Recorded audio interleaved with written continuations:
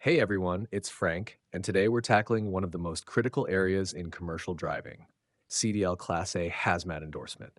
This knowledge is vital for safety, compliance, and protecting lives and the environment.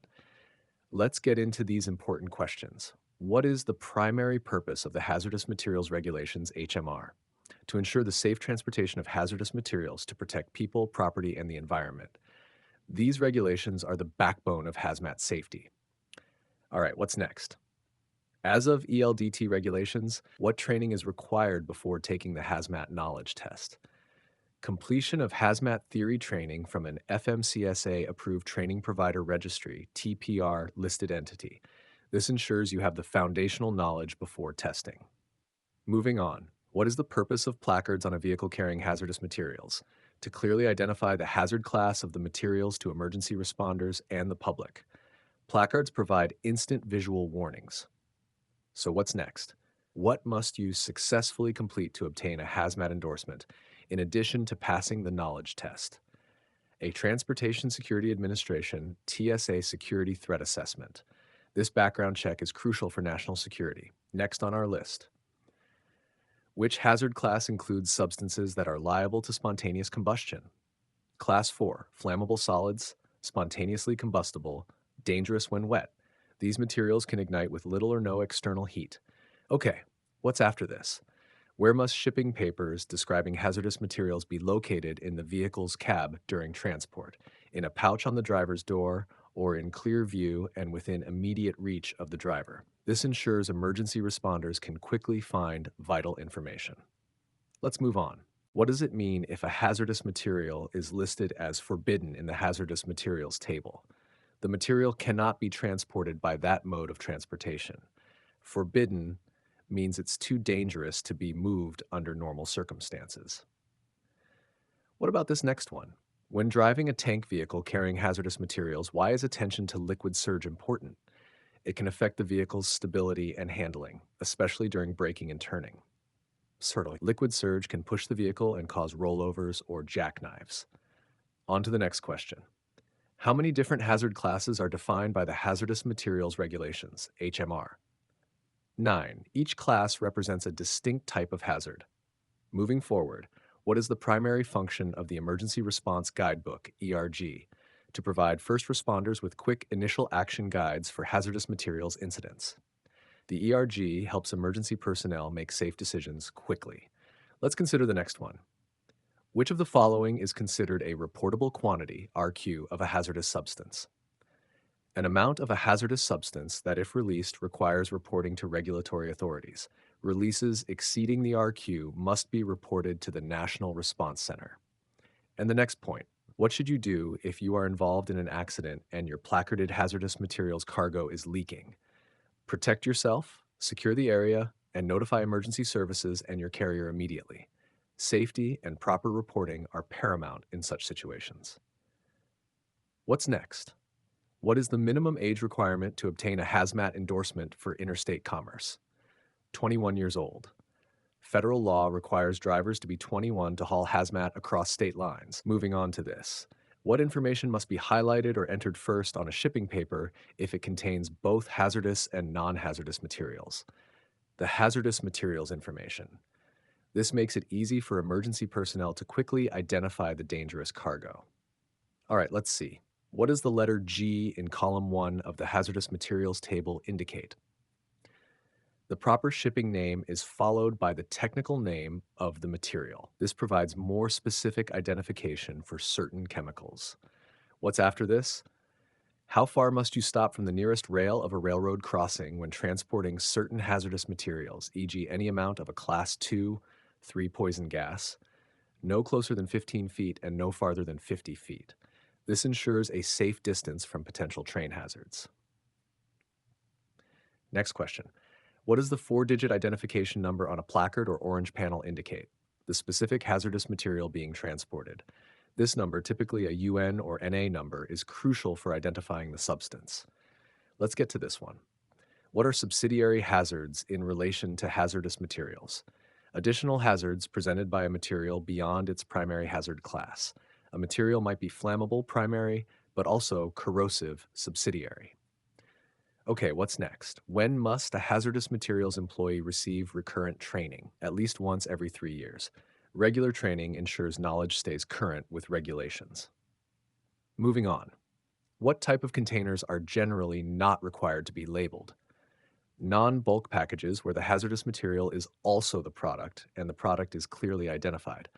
For example, a spray paint can. So, what's next? What are segregation requirements for hazardous materials? Rules specifying which hazardous materials may not be loaded or stored together. This prevents dangerous reactions between incompatible materials. Next on our list, what does the hazard Class 6 primarily cover? Poisonous, toxic, and infectious substances. This includes materials that can cause serious illness or death if inhaled, swallowed, or absorbed. Okay, what's after this? What is the maximum acceptable length of time a placarded vehicle containing certain hazardous materials, e.g., explosives, poison gas, can be left unattended without special precautions? It cannot be left unattended unless in a safe haven and with specific safety measures. High risk hazmat requires constant vigilance or specific security measures. Let's move on. What is the primary responsibility of the shipper regarding hazardous materials? To properly classify, package, mark, label, and prepare shipping papers for the hazardous materials. They initiate the safe transportation process. What about this next one? When transferring a flammable liquid from a cargo tank, what safety procedure is essential? Establishing a proper ground, bonding, and grounding. This prevents static electricity buildup, which can cause sparks and ignition. On to the next question. What does the symbol RQ on shipping papers or a package mean? Reportable quantity. This indicates the amount of a substance that, if released, must be reported. Moving forward, what should you never do when transporting Division 1, 1.2, or 1.3 explosives and your vehicle breaks down? Use burning flares or signals. Flares could ignite the explosives. Let's consider the next one. What is the maximum number of days a new hazmat employee or one changing job functions has to complete their initial hazmat training? 90 days. They can work under supervision during this period. And the next point, what information is generally not allowed to be abbreviated on hazardous materials shipping papers? Identification numbers, proper shipping names, and hazard classes.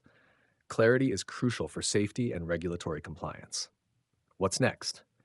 If you are transporting a hazardous material that is an inhalation hazard, what special placarding rule applies? You must display poison or poison gas placards in addition to the primary hazard placard, regardless of quantity. This emphasizes the extreme danger of inhalation. Moving on to this. What is the hazard class for radioactive material? Class 7. These materials emit radiation. All right, let's see. When placarding a vehicle with mixed hazardous loads, what is the dangerous placard used for? It can be used for mixed loads of Table 2 hazardous materials when no single material requires its own specific placard, e.g., no 2,205 pounds of one Table 2 material. It's a general warning for multiple hazards. What's after this? What is a safe haven in the context of hazardous materials? An approved place for parking a vehicle transporting explosives. These are designated secure locations for high hazard materials. Next question.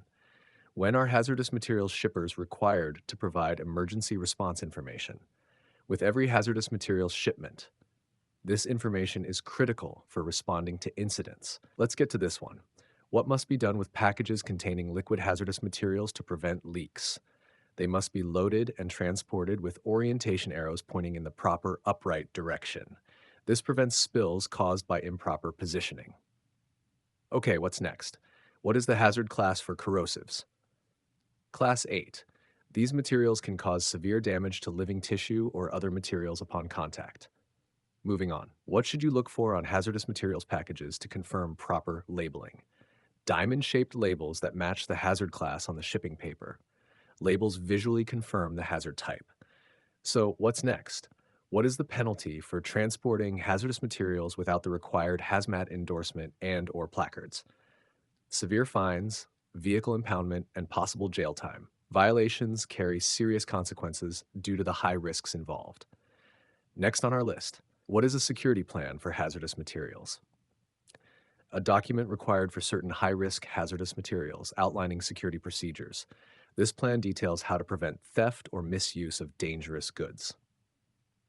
Okay, what's after this?